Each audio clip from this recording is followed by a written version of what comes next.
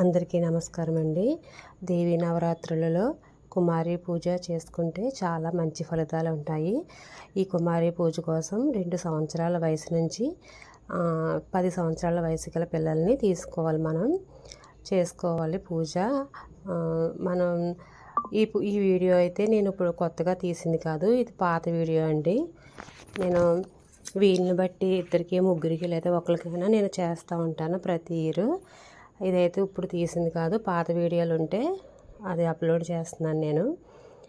మనం కుమారి పూజకి చిన్నపిల్లల్ని తీసుకుంటాం కదా, చిన్నపిల్లలకి ఇష్టమైనవన్నీ ఇస్తే కనుక వాళ్ళు హ్యాపీగా ఫీల్ అవుతే కనుక మనకి వెంటనే మంచి ఫలితాలు వస్తాయి. కుమారి పూజకి అయితే చాలా విశిష్టత ఉందండి. చిన్నపిల్లలకి మనం కుట్టించిన బట్టలు అయితే ఇవ్వకూడదు, పరికిణీ జాకెట్ లాంటివే తీసి ఇవ్వాలి. కుట్టించినవి ఉంటాయి చూసారా గౌన్లు, అవి ముక్కలు చేసి అతికి కుడతారు కదా, అలాంటివి ఇవ్వకూడదండి. మనం కుమారి పూజలోని పరికిణీ జాకెట్ కుట్టనే ఉంటాయి కదా క్లాత్, అవే ఇవ్వాలి.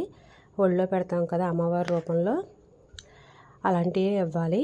ఫస్ట్ ఆ పాప ఎవరినైతే తీసుకొస్తామో ఆ పాపను కూర్చోబెట్టుకొని కాళ్ళు కడిగి నెత్తి మీద మన తల మీద వేసుకోవాలి. నీళ్లు వేసుకొని పసుపు రాసి పారాణి పెట్టి పిల్లలకి బట్టలు, గాజులు, దండ,